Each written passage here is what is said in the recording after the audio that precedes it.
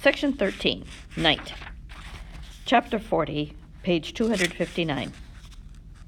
The heat at night is worse than the heat in daytime. Even with the fan on, nothing moves, and the walls store up warmth, give it out like a used oven.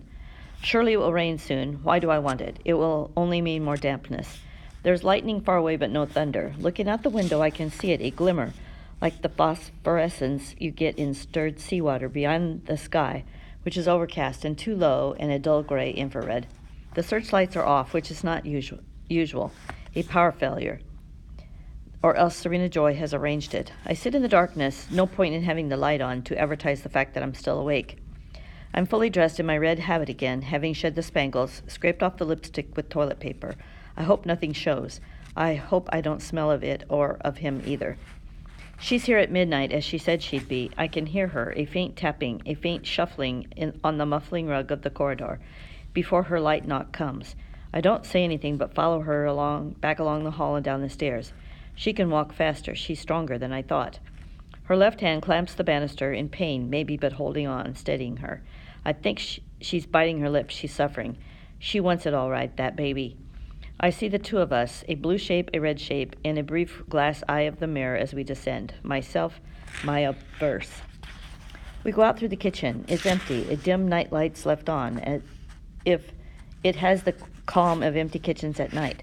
The bowls on the counter, the canisters and stoneware jars loom round and heavy through the shadowy light. The knives are put away into their wooden rack. I won't go outside with you, she whispers. Odd to hear her whispering, as if she is one of us. Usually wives do not lower their voices. You go out through the door and turn right. There's another door. It's open. Go up the stairs and knock. He's expecting you. No one will see you. I'll sit here. She'll wait for me then, in case there's trouble, in case Cora and Rita wake up. No one knows why. Come in from their room at the back of the kitchen. What will she say to them? That she couldn't sleep? That she wanted some hot milk? She'll be adroit enough to lie well. I can see that. The commander's in his bedroom upstairs, she says. He won't come down this late. He never does. That's what she thinks. I open the kitchen door, step out, wait a moment for vision. It's so long since I've been outside alone at night. Now there's thunder. The storm's moving closer. What has she done about the guardians? I could be shot for a prowler. Paid them off somehow, I hope. Cigarettes, whiskey, or maybe they know all about it. Her stud farm. Maybe if this doesn't work, she'll try them next. The door to the garage is only steps away. I cross, feet noiseless on the grass, and open it quickly, slip inside. The stairway is dark, darker than I can see. I feel my way up, stair by stair, carpet here. I think of it as mushroom-colored. This must have been an apartment once for a student, a young single person with a job. A lot of big houses around here had them. A bachelor, a studio, those were the names for that kind of apartment. It pleases me to be able to remember this. Separate entrance, it would say in the ads, and that meant you could have sex, unobserved. I reach the top of the stairs, knock on the door there. He opens it himself, but who else was I expecting? There's a lamp on, only one, but enough light to make me blink. I look past him, not wanting to meet his eyes. It's a single room with a fold-out bed, made up, and a kitchenette counter at the far end, and another door that must lead to the bathroom. This room is stripped down, military, minimal. No pictures on the walls, no plants. He's camping out. The blanket on the bed is gray and says U.S. He steps back and aside to let me pass. He's in his shirt sleeves and is holding a cigarette, lit. I smell the smoke on him in the warm air of the room all over. I'd like to take off my clothes, bathe in it, rub it over my skin. No preliminaries. He knows why I'm here. He doesn't even say anything. Why fool around? It's an assignment. He moves away from me, turns off the lamp. Outside, like punctuation, there's a flash of lightning, almost no pause, and then the thunder. He's undoing my dress, a man made of darkness. I can't see his face, and I can hardly breathe, hardly stand, and I'm not standing. His mouth is on me, his hands. I can't wait, and he's moving already. Love, it's been so long. I'm alive in my skin again, arms around him, falling in water softly everywhere, never ending. I knew it might only be once. I made that up. It didn't happen that way. Here's what happened. I reach the top of the stairs, knock on the door. He opens it himself. There's a light on. I blink. I look past his eyes. It's a single room. The bed's made up, stripped down, military. No pictures, but the blanket says U.S. He's in his shirt sleeve. He's holding a cigarette.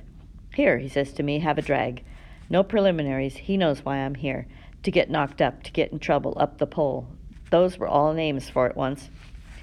I take the cigarette from him, draw deeply in, hand it back. Our fingers hardly touch. Even that much smoke makes me dizzy. He says nothing, just looks at me, unsmiling. It would be better, more friendly, if he would touch me. I feel stupid and ugly, although I know I'm not either. Still, what does he think? Why doesn't he say something? Maybe he thinks I've been slutting around at Jezebel's with the commander or more. It annoys me that I'm even worrying about what he thinks. Let's be practical. I don't have much time, I say. This is awkward and clumsy. It isn't what I mean. I could just squirt it into a bottle and you could pour it in, he says. He doesn't smile. There's no need to be brutal, I say. Possibly he feels used. Possibly he wants something from me, some emotion, some acknowledgement that he too is human, is more than just a seed pod. I know it's hard for you, I try. He shrugs. I get paid, he says, punk surliness, but still makes no move. I get paid, you get laid, I rhyme in my head. That's how we're doing it. He didn't like the makeup, the spangles. We're going to be tough. You come here often? And what's a nice girl like me doing in a spot like this? I reply. We both smile. This is better. This is an acknowledgement that we are acting. For what else can we do in such a setup? Abstinence makes the heart grow fonder. We're quoting from late movies from the time before. And the movies then were from a time before that. This sort of talk dates back to an era well before our own. Not even my mother talked like that. Not when I knew her. Possibly nobody ever talked like that in real life. It was all a fabrication from the beginning. Still, it's amazing how easily it comes back to mind, this corny and falsely gay sexual banter. I can see now what it's for, what it was always for, to keep the core of yourself out of reach, enclosed, protected. I'm sad now. The way we're talking is infinitely sad. Faded music, faded paper flowers, worn satin, an echo of an echo. All gone away, no longer possible. Without warning, I begin to cry. At last he moves forward, puts his arms around me, strokes my back, holds me that way for comfort. Come on, he says, we haven't got much time. With his arm around my shoulders, he leads me over to the fold-out bed, lays me down. He even turns down the blanket first. He begins to unbutton, then to stroke, kisses beside my ear. No romance, he says, okay? That would have meant something else once. Once it would have meant no strings. Now it means no heroics. It means don't risk yourself for me, if it should come to that. And so it goes, and so. I knew it might be only once. Goodbye, I thought, even at the time, goodbye. There wasn't any thunder, though. I added that in, to cover up the sounds, which I'm ashamed of making. It didn't happen that way either. I'm not sure how it happened, not exactly. All I can hope for is a reconstruction, the way love feels, always only approximate. Partway through, though, I thought about Serena Joy sitting down there in the kitchen, thinking, cheap, they'll spread their legs for anyone, all you need to give them is a cigarette. And I thought afterwards, this is a betrayal, not the thing itself, but my own response. If I knew for certain he's dead, would that make a difference? I would like to be without shame. I would like to be shameless. I would like to be ignorant. Then I would not know how ignorant I was.